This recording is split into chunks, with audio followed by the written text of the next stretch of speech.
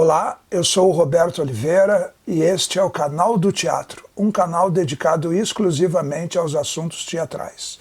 No vídeo de hoje, 3 peças de teatro que devem ser lidas.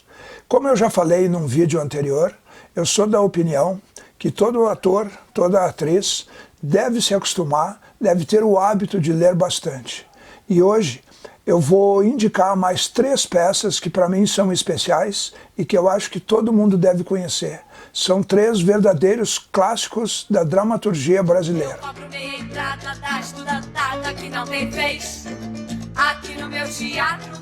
A peça número 1 é Vereda da Salvação, texto escrito por Jorge Andrade em 1964. Vereda da Salvação é o seu 4º texto teatral. Jorge Andrade é um autor com uma produção dramatúrgica bastante grande, é conhecido por uma peça chamada A Moratória, que talvez você também já conheça ou tenha ouvido falar, e mais conhecido ainda por uma peça chamada Os Ossos do Barão, que foi adaptada para a televisão, e ele se dedicou muito durante a obra dele a mostrar a transformação que atravessou a sociedade paulista, quando ela deixa para trás os barões do café, e aí São Paulo vai se transformando numa cidade, numa metrópole industrial, que é a São Paulo que a gente conhece hoje, né? E aí o Jorge Andrade retrata justamente essa transição da sociedade paulista.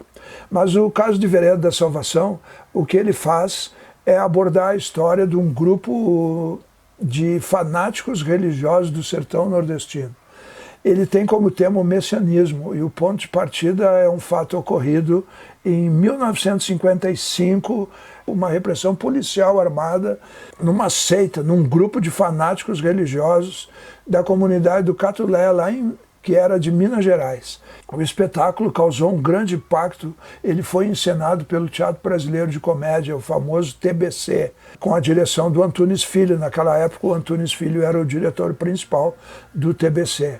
Trabalhava o Raul Cortez, a Ruth de Souza, Estênio Garcia, Clay Diáconis, Lélia Abramo. Então era um elenco importante, de gente importante do teatro brasileiro. O Antunes Filho empregou Stanislavski e exercícios baseados no sistema do Stanislavski, com muitos exercícios físicos e com uma proposição de uma estética inovadora. Ele mesmo fala que, né, pela primeira vez, o Antunes fala, que pela primeira vez no teatro brasileiro os atores cuspiam e se arrastavam pelo chão, e que isso foi um verdadeiro escândalo quando a plateia assistiu isso.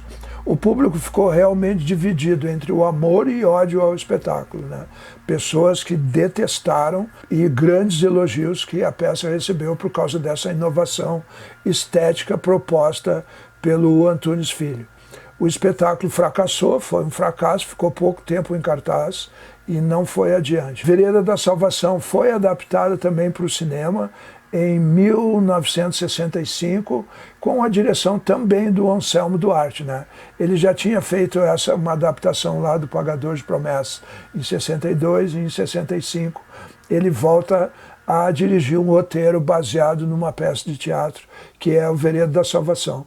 Eu tive a oportunidade de montar o espetáculo no Depósito de Teatro no ano 2000, e foi uma linda montagem, uma bela montagem, dirigida por mim e pelo Sérgio Tituri. A ambientação cênica toda foi do Sérgio.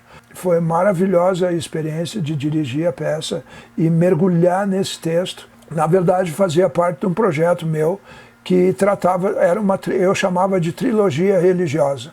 Eu montei Vereda da Salvação, O Pagador de Promessas e O Alto da Compadecida, para mostrar essas vertentes religiosas diferentes que habitam o universo brasileiro. A religiosidade do brasileiro passa por essas 3 peças. A Virgem Maria, o céu, o inferno, o Deus e o diabo, que aparece no Alto da Compadecida.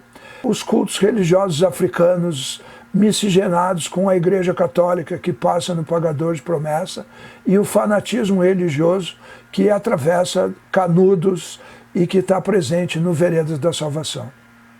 A peça número 2 é Navalha na Carne, texto maravilhoso escrito por Plínio Marcos em 1967. que foi encenada nesse mesmo ano, em 67, pela primeira vez em São Paulo, depois de uma batalha, uma ferrenha campanha do Valmor Chagas e da Cacilda Becker pela liberação do texto que estava proibido pela censura. E veja bem, né, 67, recém tinha iniciado a ditadura, a peça estava proibida.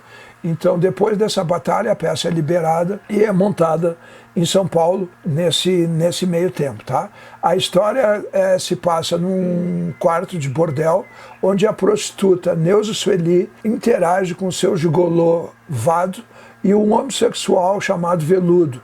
E eles vivem ali a sua vida na beira da marginalidade diante da plateia. Fala de drogas, de vícios, de prostituição, trata a homossexualidade preconceituosamente. E aí o Plínio Marcos expõe, né? Ele traz pela primeira vez no teatro brasileiro. Então, né, o teatro brasileiro passa lá daquela burguesia decadente do Nelson Rodrigues para os operários do Guarnieri, e aqui ele passa com o Plínio Marcos para a marginalidade, né, para aquelas pessoas que vivem à beira da marginalidade. O Plínio traz então essa gente para dentro do teatro e trazendo seus problemas e suas situações, sua vivência para dentro do teatro brasileiro. É maravilhosa a peça. O grande sucesso da peça foi a montagem do Rio de Janeiro, onde era a Neuza Sueli era vivida pela Tônia Carreiro, já na época, já uma grande atriz, uma atriz de nome, né? E a direção era do Fauzi Arap, também um diretor importante. A peça voltou a ser censurada, ficou 13 anos proibida, até que a ditadura foi abrandando, se é que foi abrandando, né? E aí a peça foi liberada novamente. Virou um filme em 1997, com direção do Neville de Almeida e com a Vera Fischer, grande estrela, no papel principal. Na mesma época, em 1997, no mesmo ano, estreou a minha versão teatral da Navalha na Carne, aqui em Porto Alegre. Eu vou colocar umas fotos aqui. Os espectadores assistiam a peça através de frestas. O cenário era do Nelson Magalhães, um cenógrafo maravilhoso. A peça era muito forte. Durante esse período que eu estava ensaiando, eu conversei com o Plínio Marcos. Tinha diversas conversas por causa da liberação dos textos. Eu estava montando 3 textos do Plínio na época, e aí a gente conversava por telefone diversas vezes. Lamentavelmente não deu para trazer o Plínio para assistir os espetáculos e para ter a presença e a companhia dele aqui em Porto Alegre durante as peças, né? Aí, às vezes, a gente conversava, ele me atendia, me xingava, me chamava de filho da puta, que eu estava querendo explorar as peças dele, que eu ia ficar rico com o Teatro Plínio Marcos. E, às vezes, ele era mais gentil e carinhoso, a gente conseguia conversar, né? Tratava justamente da liberação dos textos dele, tentando chegar a um valor que fosse aceitável para nós aqui do Teatro de Porto Alegre. Os valores de São Paulo são completamente diferentes dos nossos. Então, nessas conversas, o Plínio Marcos revelou que ele não gostou, ele detestou o filme esse do Neville de Almeida, que com a Navalha na Carne, detestou a Vera Fischer, detestou tudo, odiou o filme e coisa e tal. Mas vale muito a pena ler. Plínio Marcos tem obras maravilhosas: Navalha na Carne, Dois Perdidos numa Noite Suja, Abajur Lilás, Homens de Papel, Quando as Máquinas Param. Todas as obras do Plínio são importantes, peças importantes do teatro brasileiro. A peça número 3 é Gota d'Água, de 1975. A peça foi escrita por Chico Buarque de Holanda e Paulo Pontes, mas era uma ideia original do Oduvaldo Viana Filho, mais conhecido como Vianinha, um escritor e dramaturgo que tinha a ideia de fazer uma adaptação, de transformar a tragédia Medeia do Eurípides num caso especial para a televisão. O Vianinha acabou morreu cedo demais o Vianinha. Uma hora dessa vou fazer um programa falando sobre ele aqui. E a peça então foi escrita pelo Chico Buarque e o Paulo Pontes, que em memória dedicaram o texto ao Oduvaldo Viana Filho. Assim que acabou de ser escrita, naquela época existia a censura prévia, o texto foi censurado, proibido pela censura. Paulo Pontes enfrentou uma tremenda batalha, teve que negociar alguns cortes no texto e aí a peça foi liberada. A peça estreou no ano seguinte e causou um enorme sucesso, um grande, estrondoso sucesso de público e de crítica e ganhou o prêmio Molière daquele ano. Chico Buarque, Paulo Pontes e toda a produção do espetáculo recusaram o prêmio Molière em protesto à proibição de 2 espetáculos, Abajur Lilás, do Plínio Marcos, e Rasga Coração, do próprio Oduvaldo Viana Filho, que haviam sido proibidos naquele ano mesmo pela censura. Gota d'Água nada mais é do que uma tragédia, que é a própria tragédia da vida do brasileiro.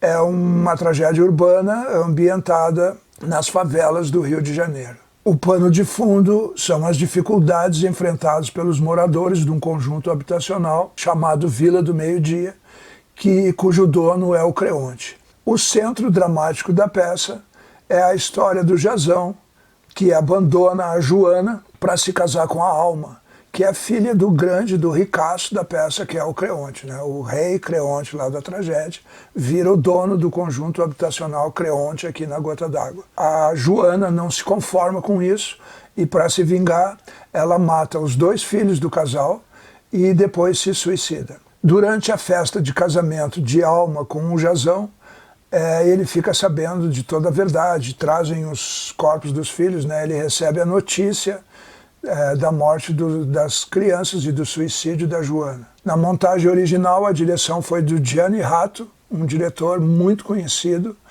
dirigiu grandes espetáculos no Rio de Janeiro, e a protagonista, a Joana, foi vivida pela Bibi Ferreira, também premiadíssima e grande atriz Bibi Ferreira. O Creonte foi o Oswaldo Loureiro e o Jazão era o Roberto Bonfim. Eu vou ficando por aqui, deixe o seu like, deixe a sua curtida, se inscreve no canal, mande seus assuntos e vamos conversar sobre teatro nessa época em que a gente está preso em casa por causa dessa pandemia. Quando vai passar? Vai passar. Será que vai passar? Quantas vezes a gente vai ter que sair do isolamento e voltar para o isolamento? Todas essas questões estão permeando nossa cabeça. E aí vamos conversar sobre teatro. Mande seus assuntos. Obrigado e até a próxima. Aqui no meu teatro, grupo de 4